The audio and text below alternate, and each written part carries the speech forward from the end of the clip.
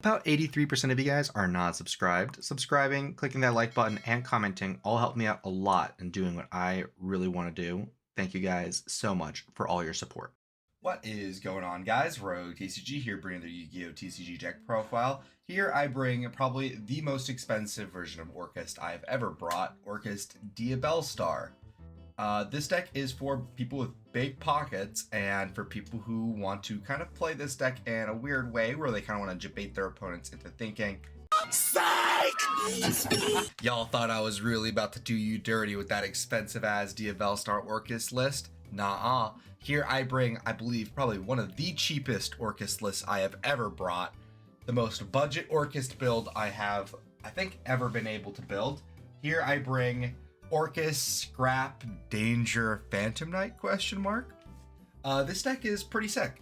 It is kind of a condensed version of an Orcust pile deck that one would find on Master Duel. However, all the cards over here synergize quite well in order to kind of formulate a cohesive game plan. So that's going to be enough yapping from me. We're going to go through the card by card. I'm going to tell you what each different subsection of card contribute to the deck and what this deck is ideally supposed to be able to do. First off, we are playing Orcust, obviously, so we got to include the Orcust cards. First, let's take a look at our price tag, though. We got $23 in the main deck and just under $15 in the extra, leading to a grand total of $37. Just a little bit more than 3 structure decks bought together. So, starting off our list, we're on our Orcust portion. We're on triple gears through the Orcust Mech Knight. On normal or special summon, it's either going to dump an Orcust or a World Legacy card from our deck to the graveyard. Then if you have 2 or more cards in the same column as this card, it becomes a tuner. Not relevant in this build, and then if we control no other monsters, we can make a level 1 token for both players, which is relevant in this version. We are not playing cards that we can actually use to link that token off, like Link Spider. However, since we are playing the scraps and therefore live the World Keyblade Master, we can just use Girsu to go into live that way. We are on double Orcust Symbol Skeleton, being able to banish itself from our graveyard and target a different Orcust in our graveyard and special summon it. And then all of our other Orcust following this card are going to banish themselves for cost, and then they're going to lock us into dark effects for the rest of the turn, or sorry, rather dark special summons for the rest of the turn. We are on a triple Orcust Hardcore, being able to banish it from itself from the graveyard in order to special summon a different Orcust from deck, and then dark locking us. We're on double Orcust Nightmare, allowing us to target a monster on field, banishing itself from graveyard, dark locking us in the meanwhile, as well as dumping a dark machine from our deck to the graveyard and increasing the thing that we targeted's attack by the level times 100. And then we have one World 1 being able to banish itself from our graveyard, target a banished Orcust monster, and then special summon it, and then dark lock us for the rest of the turn, even though it's not an Orcust card technically. And then for our Orcust spells and traps, we're on one Orchestrated Babble. When it's in our field spell zone, it makes all of our Orcust quick effects, meaning we can get a lot of resources throughout our opponent's turn as well. We're on double Orchestrated Return in order to be able to pitch these Orcusts or get them off our side of the field, or even the World Legacies in order to draw cards. Really good card, and we want to probably play a little bit more of this card because it's a little bit more budget now, but also does allow us to dig for more resources in our deck, especially since we're playing the Dangers. This could be quite a good card to be able to use early in the turn. And then lastly, for our Orcust cards, we're on one Orcust Crescendo. If we control an Orcust Link monster, it is just a counter trap. It can counter spells, traps, monster effects, and it does banish the card, so really quite strong, and it has a graveyard effect where we can banish it from the graveyard. We can't summon stuff for the turn except for machine monsters, dark machines specifically, and then we can add a dark machine from our deck to our hand. Since it's a trap, we can activate this on our opponent's turn in the turn where we'd probably only be summoning dark machines regardless, so we can add a starter for the following turn. But that's it for our Orcust. We're only playing 15 Orcust cards, and these 15 Orcust cards come out to about, including the extra deck, will come out to about $18. Next, we are on our scrap engines. Scraps allow us to dump Orcust or any necessarily machine cards from our deck to the graveyard, specifically via Scrap Recycler.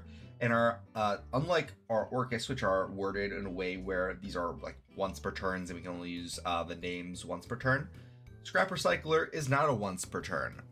So we kind of want to try and abuse that fact by bringing it back as frequently as possible using this specific combo line. So we are on triple Scrap Recycler on normal or special. You can descend a machine monster from our deck to the graveyard. Keep in mind, this is an effect that can miss timing because it says when this card is normal or special summoned, you can. So it has to be activated first in the chain, and it can't be activated if it's summoned and then something happens immediately after it's summoned before it has a chance to even trigger. We're on Double Scrap Raptor, allowing us to target a monster we control, destroy, and then during our main phase, we can normal summon one scrap monster in addition to our normal summon or set. And if this card is destroyed by the effect of a scrap card and sent to the graveyard, we can add a scrap factory or a non-tuner scrap from our deck to our hand. So we can bring this to the field, activate the effect, pop itself, add scrap recycler, and then we get an additional normal summon for the scrap recycler. So this is just an additional 2 copies of scrap recycler. And then we're on 1 Scrap Golem. This is a card specifically for our extra deck Scrap Wyvern, in order to bring back our recycler. It says on the field, once per turn, you can target 1 level 4 or lower scrap monster in the graveyard. Special summon that target to either player's field. We don't want to be summoning to our opponent's side of the field. However, that also isn't a once per turn. If we can manage to take the golem off the field and then bring it back on the field, we can do that again. So really quite good there.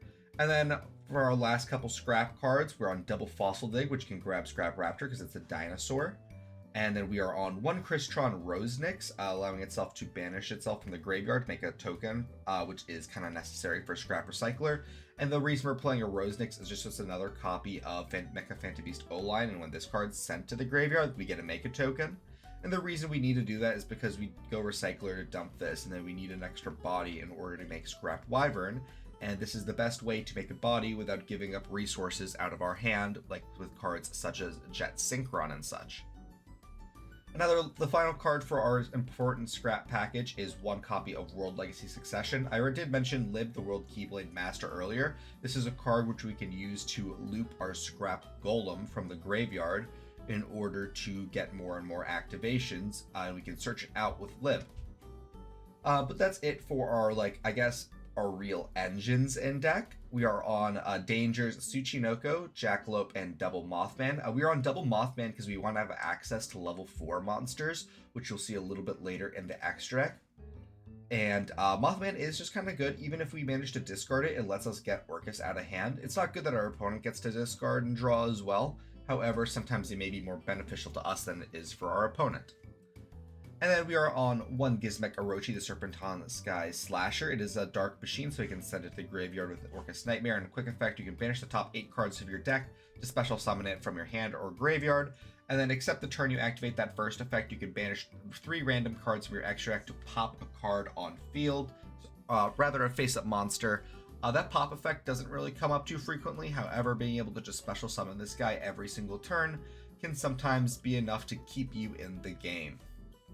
And then we are on a small Phantom Knight package. We're on 1 Phantom Knight Silent Boots as a free extender via Rusty Bardiche, 1 Phantom Knight of Ancient Cloak in order to search that free extender, and 1 Phantom Knight of Torn Scale because this is just a good card which we can sometimes cheat out of our graveyard with its own effect in order to discard cards from our hand to get cards in our graveyard. But the best thing about it is it lets us discard cards from our hand without really having to do too much after the fact. Specifically, again, our Orcust cards are probably what we'll be discarding. However, discarding a Danger also isn't the worst, or even something like an O-Lion or a Rosenix if we haven't already Dark Locked ourselves. We're on 1 Phantom Knight of Shade Brigandine. If we control no other traps in our graveyard, we can just activate it at the turn it's set, and it just becomes a monster, so it's a pretty decent extender. We're on a triple Phantom Knight Fogblade. This is Imperm on Crack. It's Imperm, and then the thing that you Imperm can't attack or be attacked. And then you can banish it from your graveyard to target a Phantom Knight in your graveyard, special summon it from your graveyard, but it's banished when it leaves the field. And then our last 2 cards is going to be 1 Foolish Burial and 1 Called by the Grave to stop hand traps. As you notice, we're not on hand traps in this build. It's all just gas. So hand traps also do take up a big point of the price point. So again, I would recommend tinkering with this as you will, but this baseline list that I'm giving you is going to be under 40 bucks, which is pretty difficult to do nowadays, in my opinion. But that is it for our main deck, a nice solid 40 cards. And now let's go to our extra deck, and then I'll show you that basic scrap combo that I was referring to earlier. In our extra, we're on 1 Scrap Wyvern in order to play that scrap combo. It needs 2 monsters, including a scrap. You can target 1 scrap monster in your graveyard, special summon it, then destroy 1 card you control. If another face-up scrap monster is destroyed by a card effect while you control this monster, you can special summon 1 scrap monster from your deck and then destroy 1 card on the field. You can use each effect of Scrap Wyvern once per turn. The thing that we want to be summoning out of deck with that is going to be Golem. The first effect, we want to target a scrap recycler, special summon it, and then pop that scrap recycler immediately. Remember how I said it misses timing? We won't get that scrap recycler effect. And same with that second effect too. If we use that second effect and we don't bring out a golem and bring out a recycler instead, since we are popping a card in addition, we do not get that scrap recycler effect. So do keep that in mind if you do open the golem, because the golem is a garnet, like a hard garnet. We need it in deck if possible. Next, we're on 1 IP Masquerade in order to link off on our opponent's turn. Of course, we can't go into an SP Little Knight because look at that price tag, that thing ain't in here. However, we do have a budget SP Little Knight to be able to go into. We're on double Galatea, the Orcust Automaton. 2+ effect monsters, including an Orcust monster. This linked card cannot be destroyed by battle, meaning if it's pointing to something or something's pointing to it, it can't be destroyed by battle. Once per turn, you can target one of your banished machine monsters, shuffle it into your deck, and then you can set one Orcust spell trap directly from your deck. You can use each effect of Galatea once per turn. So it lets you basically get your quick effect thing on board. If you already got the quick effect thing, it lets you draw some cards. Or if you're planning on ending your turn with an Orcust Link monster on field, you can get that crescendo to have an extra point of interaction. We're on 1 Dark to Dark Charmer Gloomy. It's a dark deck in our there's pretty much almost every format there's going to be a good dark deck, so Gloomy is just an overall pretty decent choice. We're on 1 Live the World Keyblade Master. It's a light, so you have to make sure to make it before you play your Orcust cards. It needs 2 monsters, no requirements there, so we can use Gearsu plus a token or something like that. Can only be link summoned while you have a World Legacy card in your graveyard, which makes Gearsu the perfect thing because you can send that World 1 to the graveyard as soon as you can. You can use each of the following effects of Live once per turn. During your main phase, you can set 1 World Legacy spell trap directly from your deck, but it cannot be activated this turn while you have no World Legacy monsters in your graveyard. If we already had that World Legacy monster in the graveyard, the World Wand at the point of activation, we can immediately go and activate that World Legacy Succession. That's the only card we can really search, which is still really, really strong to just be able to fetch a monster reborn functionally out of deck. And then it has a secondary effect. If this link summon card is sent to the graveyard as link material, you can shuffle 1 card on field into the deck. Doesn't target, doesn't destroy. Really, really amazing removal. This is typically a card we want to try and link off on our opponent's turn with IP Masquerade, and I'll show you how we get to that combo and board. And it just makes IP Masquerade into Unicorn such a house because it's 2 points of interaction, not just 1.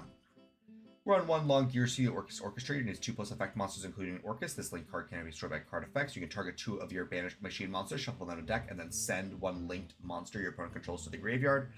And then this card can't attack the turn that you activated that previous effect. Being able to non-target send a linked monster to the graveyard is so incredibly strong, and people do not really realize that their monsters are linked until it is too late. And they won't even realize, even if Long Gearsu's on the field, because, I mean, who really pays attention or knows the wording of, like, linked? Not very few decks actually use that type of wording in their card effects.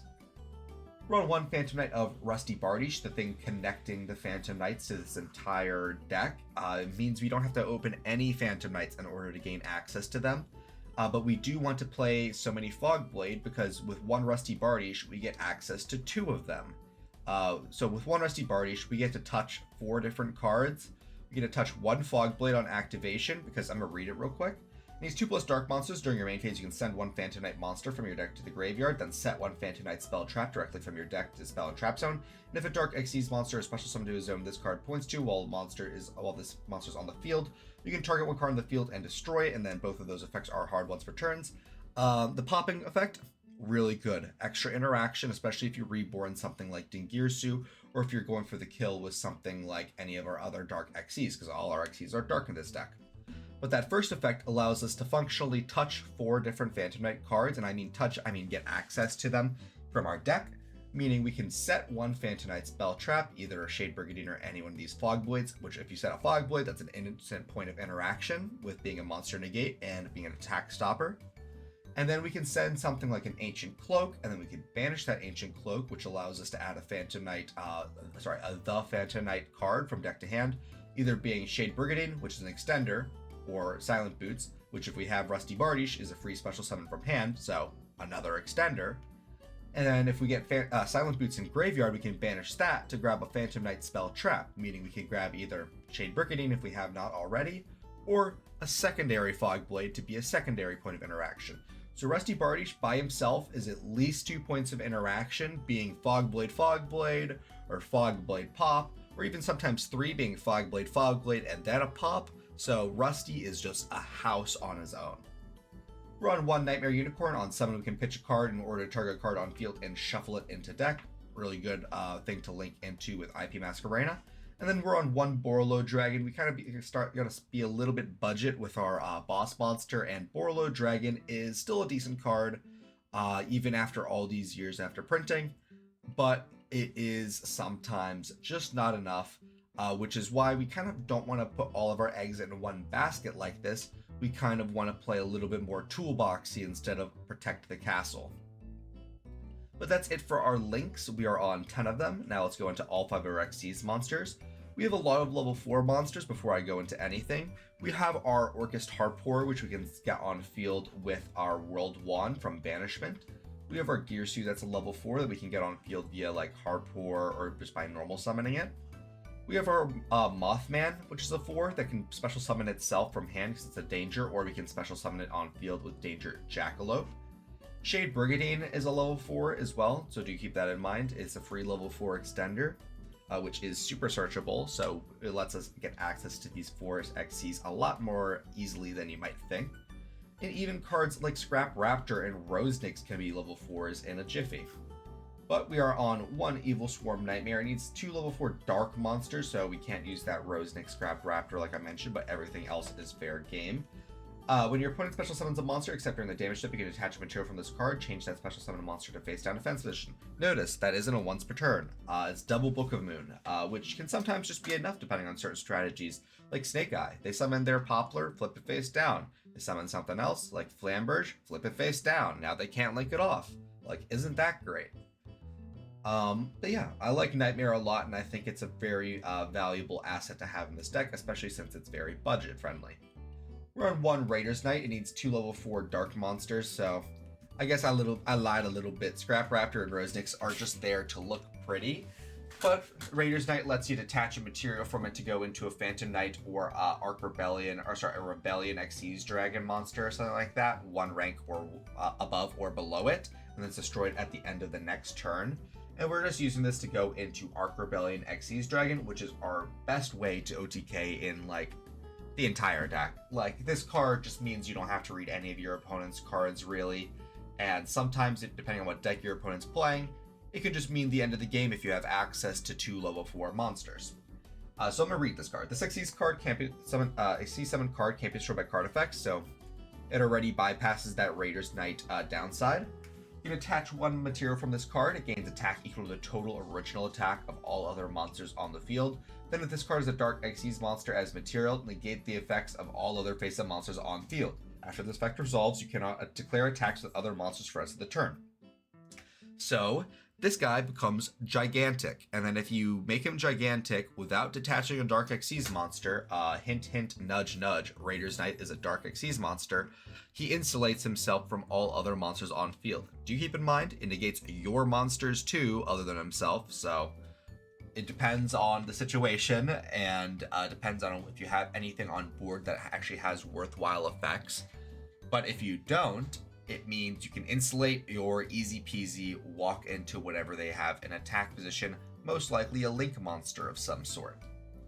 So Arc Rebellion is just such a clean way to end the game, and also that attack gain and effect negation are permanent. So even if you don't manage to close it out, all those things on field are still negated. This card still can't be destroyed by card effect, and it's still probably at least 6,000 attack. And then for our last 2 monsters, of course, we're on Orcust, so we gotta include double Dinkyursi, the Orcust of the Evening Star. This allows us to just slap this on top of an Orcust Link monster instead of actually Xyz summoning it, but we can only special summon Dinkyursi once per turn.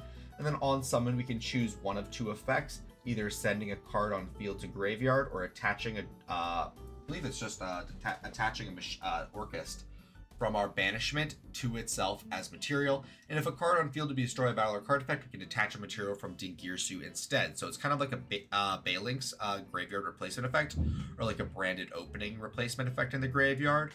However, it isn't a once per turn, so it's really, really good in that aspect. But that is it for the deck profile. Please let me know what you think, and I'm just going to quickly show you that scrap combo. Alrighty, so for the scrap combo, we're going to need 2 cards. We're going to need a scrap recycler and a card we're able to set, a spell or trap, I mean. So what we want to do is we want to set our spell trap first, or you can normal summon it first, but I like setting it first just to make sure I always have it on field. Then we go normal summon scrap recycler. We can use the effect of scrap recycler. Here we want to send O-Lion. Now we can go O-Lion effect. We can make a token. If we drew O-Lion, we can also send Rosenix to accomplish the same thing. Then we can go scrap Wyvern. We go scrap Wyvern effect. We target our recycler. We summon our recycler back, and then we pop our own recycler. Scrap Wyvern's then going to trigger special summoning scrap Golem from our deck. And then we have to pop a card on field. That's why we set that card. We're going to pop that set card. We're going to go scrap Golem. We're going to target our recycler. Make sure we summon it to our side of the field, although in paper it's super easy to make sure that happens. We go scrap recycler effect here, and now we can send any machine card. We want to make sure we can go into lib here, so we send a world wand here, even though we have nothing to summon off of world wand. Now we can go golem and recycler into lib, the Keyblade Master, and we have a world legacy engraved, so we can use lib to set a succession. Damn. Then we go succession. We can target our golem, and we can summon it to this leftmost zone. Then we can go Golem effect to target our Scrap Recycler once more. This is going to be the last Recycler effect we're going to get, so we got to send the most valuable thing we can here. So we're going to special summon the Scrap Recycler. We're going to go Scrap Recycler effect, and here we are going to send an Orcust Harpor. Now we can activate that Orcust Harpor. We can special summon Gears the Orcust Mech Knight from our deck. And then on summon, we can use Gearsu effect to get our Orcust Nightmare in graveyard, because this is like a bridge to all of our other Orcust cards. Then we can go World Legacy World 1, banish itself, target the Harpor to special summon itself, and get it back in rotation. And keep in mind, we do want to keep this lib on field. So now look at how much link material we have. Here we can go into a Galatea. We can use this Scrap Wyvern and the Orcust Harpor. Go into Galatea, the Orcust Automaton. We have a World Legacy World Wand and Banishment, so we can go ahead and activate that Galatea, target that World Wand, and then set an Orchestrated Babel to make all of our Orcust quick effect from now on. We can then activate that Babel. Now here we have kind of a little bit of a juncture of what we want to do. Here we could go, theoretically, we could go and make a Rusty Bardiche using Galatea and Gearsu, and then use Scrap Recycler and Golem to make an IP. I think I am always going to make the Rusty Bardiche, because we do have an extra Nightmare in graveyard in order to send a Symbol Skeleton to bring back that Galatea to make another Dingirsu. So we're going to go Galatea and Gearsu.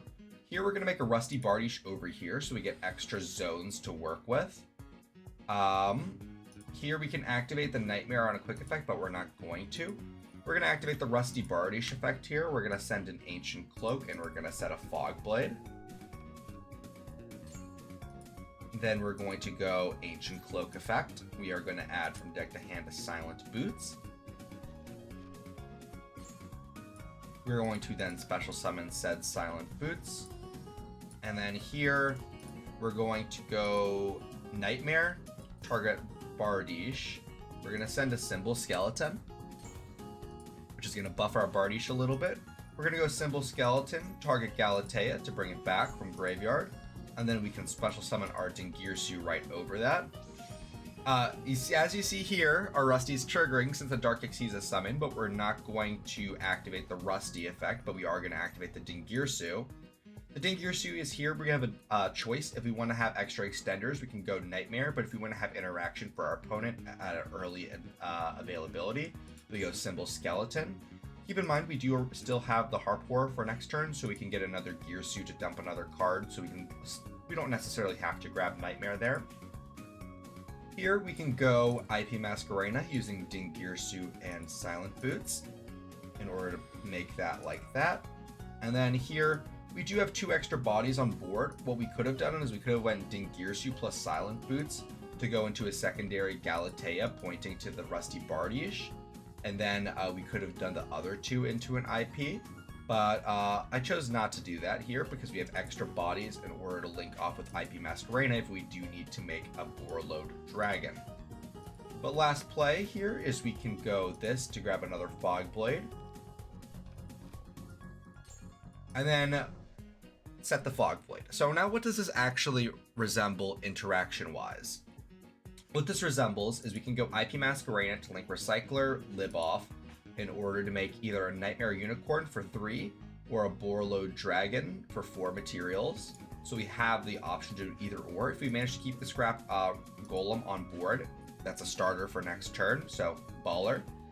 We have our Rusty Bardiche on field, with as well as a Symbol Skeleton and a Dingirsu in graveyard.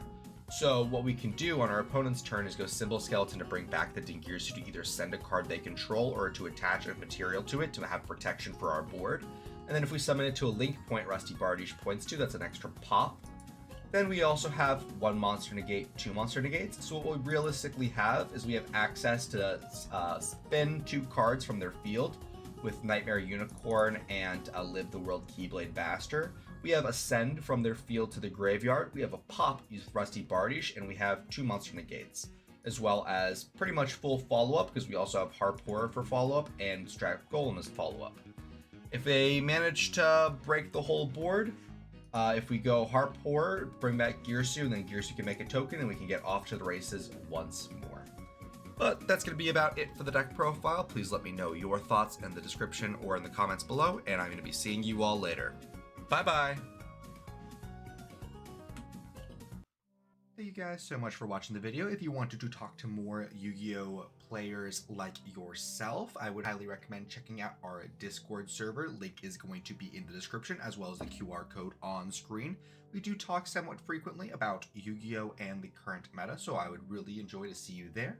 As well as we do recently now have channel memberships available on our YouTube channel, where we have 3 different tiers. We have Super Supporter at $2 a month, where you get loyalty badges, emojis, guaranteed comment responses, a shout out at the end of every video, as well as access to the members only Discord channel, where you get early sneak peeks at future videos.